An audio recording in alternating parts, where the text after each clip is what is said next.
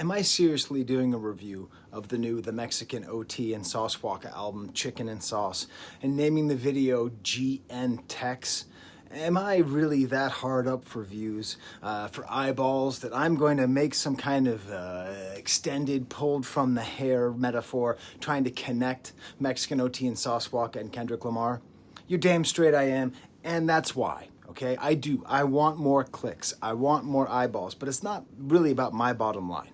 Okay? It's what I'm trying to do on this channel. I'm trying to hopefully spread more good hip hop, rap music, music in general to more people. That's why I don't do negative reviews, except in very rare instances. The vast 99% of my reviews and videos are all positive because I want to share art and celebrate in it. So that's why I'm calling it GN Text, because generally people don't click if Kendrick or Drake are not involved, and that's okay. But just remember, are you fighting for Kendrick or are you fighting for hip-hop? Because I think you should fight for both, all right?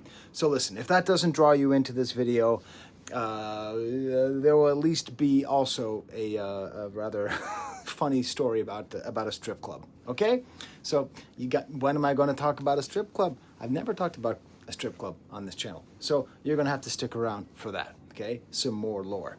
But why? Why am I saying GNX? Is it just to be cute? No, it's that, I think GNX did something really important last year, and amongst all of the things that it did, one of the most important things was it really emphasized the unity between Black Americans and brown Americans, right? Between people of, Mexican or Hispanic or Latino roots and those of African American roots. All right, that's part of what made it such an amazing album. But it did that not gratuitously, but because it was also, the second thing it did was exist as an example of regional hip hop.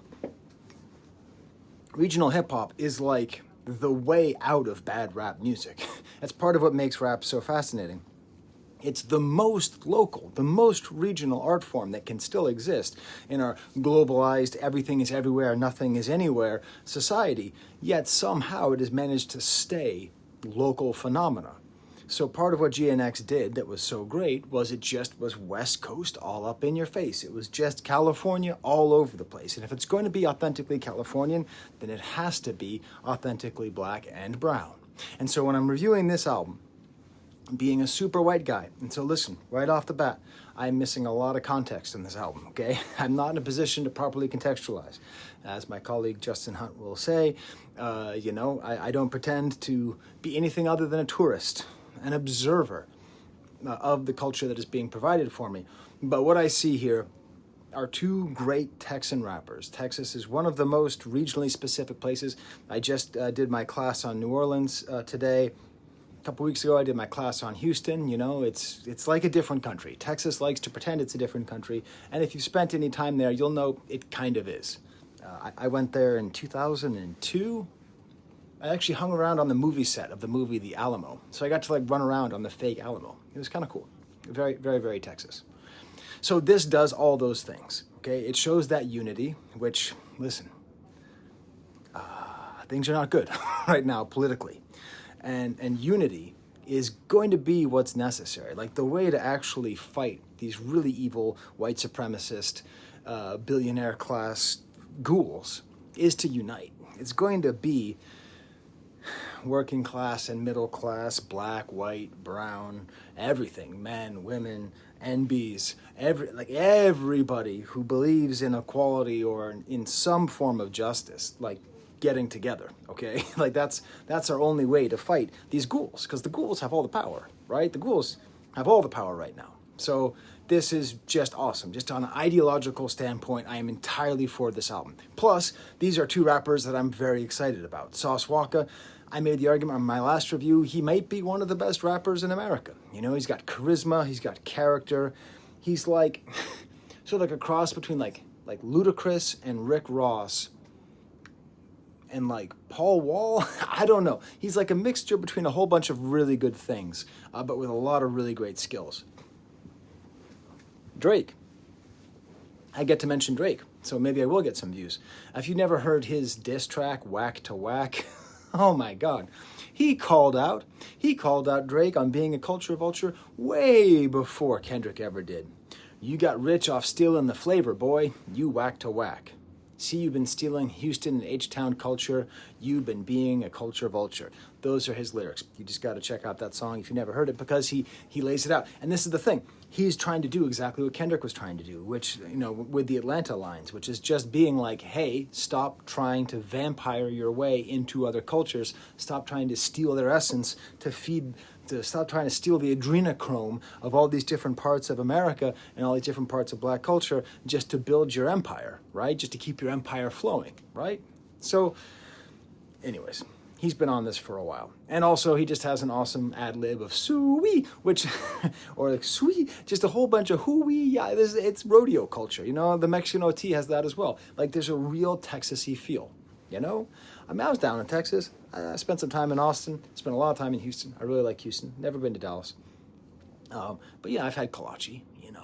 I've been to state fairs. I've eaten fried Twinkies, fried Oreos, fried butter. I know all about that. I went to Spring, Texas, and stalked Josh Beckett's house. It was back when he pitched for the Red Sox. Anyways, it's a very specific culture, and it comes through, right? And it's a complicated culture because it's a mixed culture. That's the thing about Texas, is often the image that we have is the sort of white Marlboro Man cowboy, but it's a very mixed culture. I mean, it was a part of Mexico for much, if not most, of its history, right?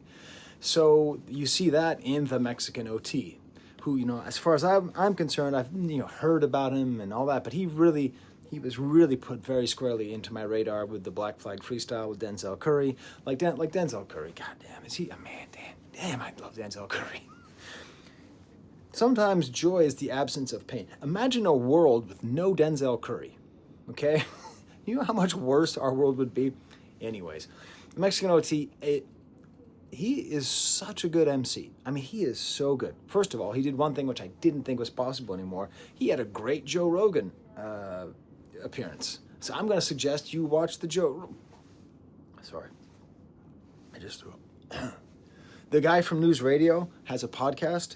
and on that, he talks to the Mexican OT, and it's quite good. You get to see his life, how he had to be a man by the time he was 8 years old, about the death of his mother, about seeing his father in jail. Very interesting, hard life tales, which come through in his music as well. But he's just such a good MC. Like, I'm trying to define why. I mean, one, he's very creative and clever. He has this one line, I'm keeping it real like it's half of April. Like real, and then he goes on to I May, like that kind of like cleverness, almost like rippity rap cleverness. But the other thing he does is he is just one of the, so like flow is a hard thing to define, and I'm not going to define on this video, but I will say that what interests me with a lot of flows is the way that flows interact with the beat. Like, are they ahead of the beat? Are they behind the beat? There's a way that he and Sauce Walka both rap where they feel like they don't even care, like they have such rhythmic mastery of where they place their words around the beat that it's just like the feeling of like a giant wave just crashing onto like someone standing on the beach, like their words are the wave and the beat is the beach, and it's just everywhere. It's ahead, it's behind, it's right on, it's just everywhere. Amazingly agreeable, all these different voices. And then he has his trademark, and listen, I'm somewhat of a linguist. Okay, that's not my big thing. I did have like a emphasis in applied linguistics in my doctorate back there at UC Santa Barbara. But like, I took one class in linguistics, not really my thing. Glottal stops, all that stuff. But what's the thing that he does? Okay, when he talks, why does he always with his titties? Okay, not his titties, with his T's. So I looked it up, and I'm like, are these trills? Okay, so trills are when you use your airflow to get the tongue vibrating. I'll include a link to a video called Mastering Trill Sounds by Billy English. That's like in the sound of like perro with Spanish, right? Perro, right? That's the perro, okay? That R, the word for dog, has that. But this is the thing, that's air. And what he does, what the Mexican OT does so often is muscles. He's using muscles in his tongue to make an interesting sound. So I looked this up. I'll include another link. Everything American English Pronunciation website. It's called alveolar flapping. The alveolar, that's the top part of your tongue. of the palate of your mouth, right there. And so it's in between two vowels. So as an example, I'll try to do this. I'll include a verse from his the first verse off the album. I made it to heaven, get it, but they won't let us in. I'm on some medicine. I took hell and got settled in, but I'm better man. I'm a get it, reverend. I can't do it. I can't do it. But that's what he does. Anytime if you have like I'm a get it, it's I'm a get it. And you Americans, British people, go away. Because you say water. Good for you. You say water. You want to make the difference between an American and a Brit? Brits say water. Americans say water. That's the flapping T. That is the alveolar flapping of a flapped T. Water. D. It's a D sound. And the way that the Mexican OT would say it's water. And it's fascinating. Unless you're from like New Jersey, in which case you'd say wooder, and I don't know what to do with you. I'm sorry, my buddy Aaron, he's from New Jersey. He said wooder. Pass me the wooder. There's no wood on this table. So it's fascinating. It's a fascinating thing that he does. I don't know of any other rappers that do it. I've asked some of my colleagues here who teach Spanish. I don't have any answers for you if this is a specific thing. He's from Bay City in Texas, a city that's 48% Mexican descent. So he is Tejano, which is what you call someone of Mexican descent who's from Texas. As far as I can tell, that's not like a Tejano thing, but I don't know. So hey, I might be wearing a suit. I might be wearing a 3-piece suit in an office, in a school. But I come to you with great ignorance. Please relieve me of my ignorance. Is this thing like related to something in Spanish phonetics? It interests me, okay? It interests me. When people from Bay City hear this, do they go, oh, that sounds like my uncle? He always is doing the talk. Listen, one more thing. If that wasn't interesting to you, don't forget, I got a strip club story coming, okay? I'm done with the academic stuff. With the flapping T's. That's what it is. That's what it's called. He does flapping T's. And also this album does just amazing choruses. Just goddamn, every chorus is just awesome. Pounds of that Bobby, keys of that Whitney, gallons of that DJ Screw, baby sip with me. Pounds of that Bobby, keys of that Whitney, gallons of the DJ Screw, baby come sip with me. I mean, just it's just like every chorus is just, you're just going, We third coast holding, pop trunk controlling, wasted a lot of money, but the pocket's still swollen. Like great choruses actually are not that common in rap music, and very often they'll get someone else, but just, all right? So great verses, great choruses. Yet, I have to admit, when I first heard this album, I was a little disappointed. Little disappointed. Okay? Because my expectations were here. All right? Here. Because I love Sauce Walka ever since that track with West Side Gun. And I love OT ever since that track with Denzel Curry. And so I was like, this is going to be it. Like, this is what rap needs right now. Just like a great album, kind of from out of left field. And I was a little disappointed. Until I listened in my car. So I was talking to Justin Hunt about something else, just to name drop. It's all happening. And I was like, I'm a little disappointed. It's like, I heard it's really good. And I had to text him today. And I was like, no, just by the way, I was wrong. Because listen, Texas rap is about cars. Like, Texas culture is car culture. It's as much car culture as any California. It's probably even more. I mean, goddamn, it's a car culture, okay? The candy paint and wood grain and all that stuff, right? How 18s wrapped in faux and tipped in faux, right? I mean, it's the DNA of Texas rap. So you got, I listened to it in the car today. Just had it cranked. Pounds of that Bobby. But there's still, I'm not going to use the term masterpiece, okay? I'm not going to, it's not up there with Kings of the Mississippi South or up there with GNX. And there's 3 reasons why it doesn't quite rise to the level of masterpiece. 1, production, a bit pedestrian. A couple songs stand out, but in general, the production is not that. I would like to hear some more rhythmically challenging beats to maybe even see if these 2 masters of flow could like play off them more.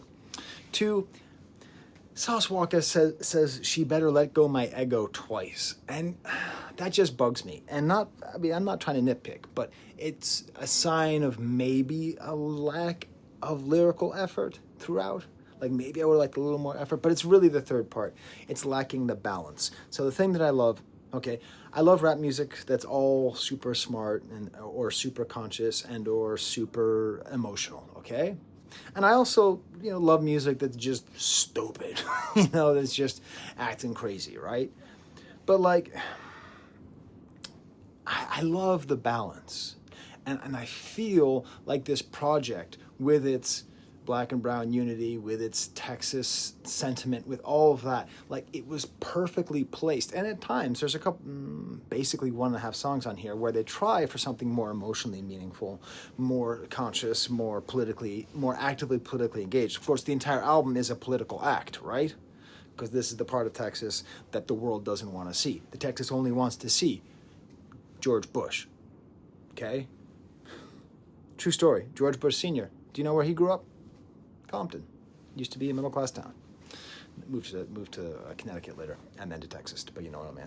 And then his kid was born in Texas. Went to a bunch of private schools, wore a cowboy hat, and everyone voted for him because they thought he was a fucking cowboy. He's a trust fund douchebag. It's okay. Let it go, Skye. We got worse problems right now. But it's just not balanced enough. There's just a lot of misogyny. I had the same problem with the Sauce Walka thing. And the drug stuff, I'm okay. Pounds of Bobby, keys of Whitney, all that. But just the misogynist stuff, it's just, I don't know. It just bums me out, right? And it's like, oh, you're okay with violence and drugs? Kinda. Because like the violence and drugs feels a little bit less that... It doesn't feel like it's at somebody. It feels like it's representing themselves. There's actually not a lot of violence on this album now I'm thinking about it. So that's the thing that kind of bums me out, especially towards the back half of the album. Let's go through the album. Opens up with crazy talk, super hard rapping, just sort of a boring beat, but just a great place for these raps. This is where we get that awesome Mexican OT verse about I made it to heaven's gates. They won't let us in. I'm on some medicine, took the trip to hell and settled in. I'm better man. I better get it. In. I'm the ghetto reverend. Kick down the door. Bring the broke devil in. It's just great.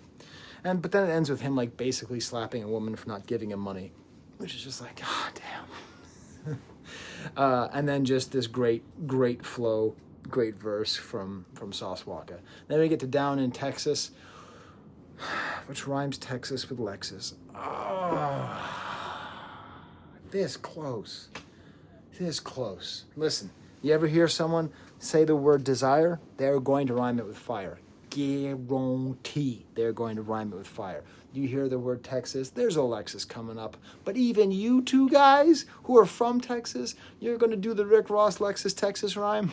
Anyways, kind of a boring beat, but I love the character of the voices here. And again, a super hard second verse. Shut down, silly chorus about a lowrider, but just these rolling letters. I just love it. And I really enjoy this verse from Sauce 2, Crease in the Khakis, like 94. There's just so much character all over the place. My main problem with the album is none of the lyrics are online. So, with the exception of 2 songs. So I'm going to be going through some of the songs a little bit quicker, except I just sort of say things like so much character with these verses because that's what it is. These are 2 rappers with just immense character, okay?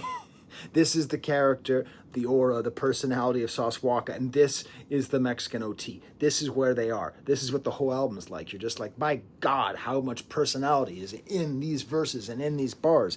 You just don't hear it that much. I don't hear it that much. Okay, there's no sidekick in this album. Samsung Screens is one of the songs that is on Genius, so I have some of the lyrics here. I just love the opening verse from Sauce Walka.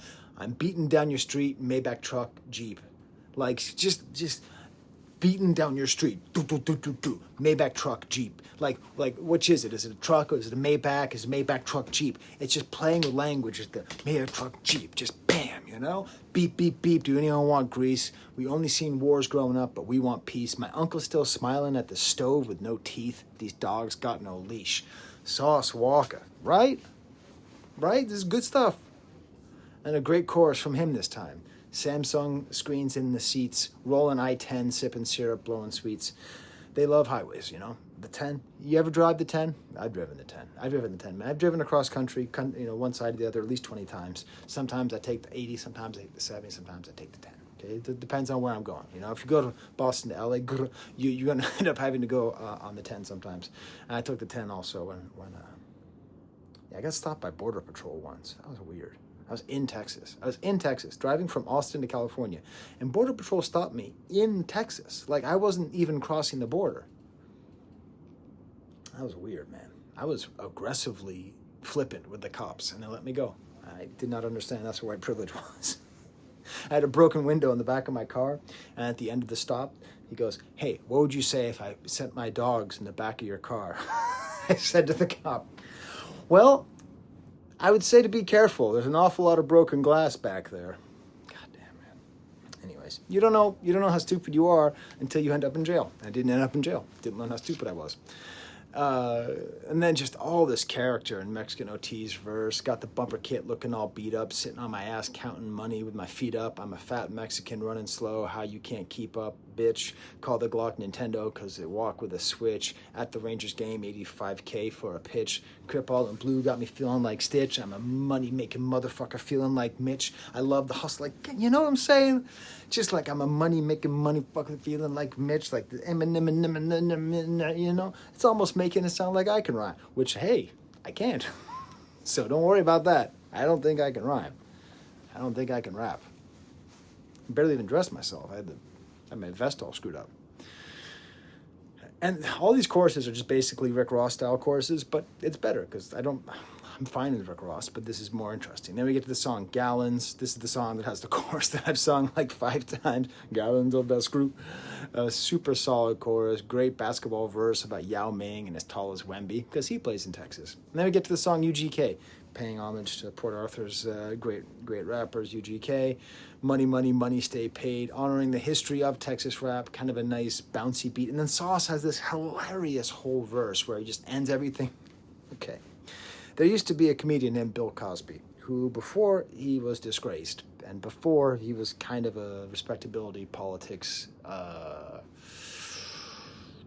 guy, he was a very funny comedian. And he had this character called Bud, who'd always talk like Bud on the Cosby Show. And so the whole verse, like Bud, like I don't know how he does it. Like there's so much playfulness. It's those personalities all over the place. And then all there, maybe this is the best beat on the album. The 2 and the 4 has this hey little harp verse. Peso Peso starts off here, kind of a slurred verse, really good. OT, another great verse. And then what's funny is you hear the money counter sound. And is that counter sound? Is that what the drr is about? Is it imitating the drr? Then we get to Check Please featuring Lil Jeremy and Lil Bubba. This is the hardest opening verse, and it's just awesome because it's like a back and forth pass off between OT and Jeremy. Then the second verse is passing off between MG Lil Bubba and Sauce Walka. That's that whole GNX thing, that GN Tex thing, where it's like everyone's working together for a common cause of like promoting Houston and Texas rap because like Texas is an amazing place with amazing culture that makes amazing rap. It has for years and years and years and years and years, and it's not all under Rap-A-Lot Records, you know? He's just totally able to be in front of and behind the beat at all times. It's automatic when it comes to static. I'm gonna get it cracking in this bitch, so what's up, little hoe? You say you want it, make for sure you sure. My shooters, they on it. They ready to go. Go, gadget. Walk up with the ratchet. I'm gonna let them have it. That's it, ran out. It doesn't sound good when I do it. I'm just gonna stop. Gong show. Boom. Stop it, Skye. You are not the Mexican OT. I do not have a cool-ass mullet or neck tattoos. I'm not going to go Chris D'Elia. I'm not going to start getting a bunch of neck tattoos just because I'm in my 40s. Among other things that Chris D'Elia does that I won't do. And just great ooh-wee all at the end. Then we get to Where Them Hoes At. So, this is the strip club song. So the story is this. I once dated somebody from the state of Texas. And I'm not like a strip club guy. I'm a feminist and all that stuff. And it's possible to be a feminist and like strip clubs. I'm not king shaming, right? It's not really my thing though, right? But the person I was dating really wanted to go to a strip club. She wanted to go. So, all right. And I'm not going to tell you if I went, by the way. That will have to remain a mystery. But we did plan to go. And she said, Make a playlist of strip club songs for when we drive to the strip club. Me, being a music professor and lover of funk, put on, we get in the car, I think she had a Suburban, get in the Suburban, I press play on Skin Tight by the Ohio Players. Awesome song, great song, Skin Tight. Oh, it's a great song, sexy song. It's about like a prostitute dressed up wearing skin tight clothing. It's from like the 70s.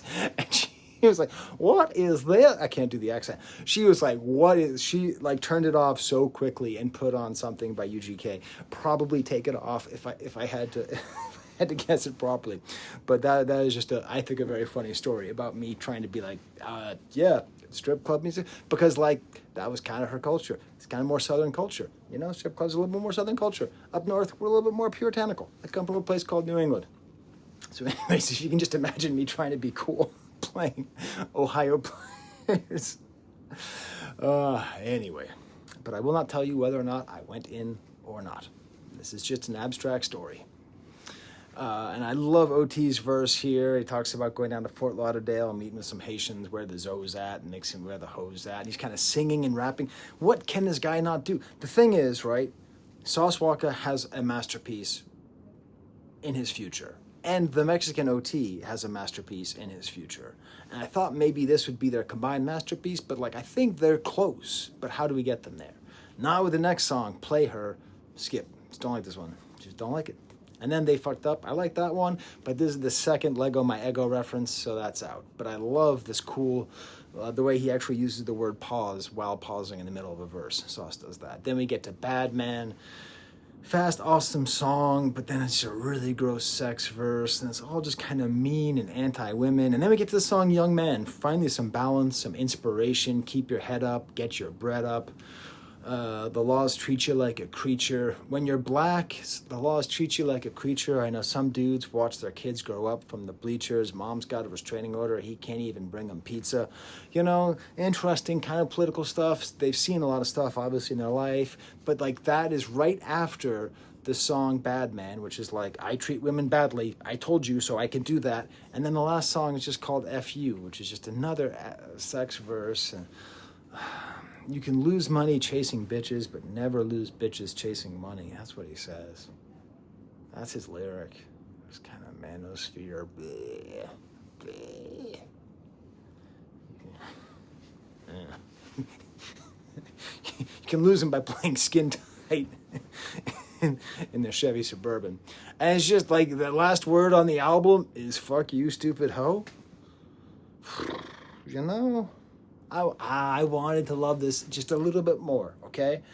I believe in Justin Hunt's, the different places to listen to music, at the gym, on your headphones, in the car. He always says smacking bellies, which makes me uncomfortable. Anyways, it's not that kind of not that kind of YouTube channel. But definitely, the car is the best place to hear it. And there's a lot of promise and a lot of greatness. And I'm super glad I heard it. And I think it's your obligation to listen to it if you like rap music, if you like hip hop, because there's so much good to it. And there's so much good stuff happening in Texas. And eventually, these guys are going to release a couple masterpieces. And you're going to say, how could we have known? And you could have watched this video with the stupid title, G in Texas. I haven't even decided which one. What time is it? Oh, Jesus. I have to lead an academic senate meeting. There's the camera.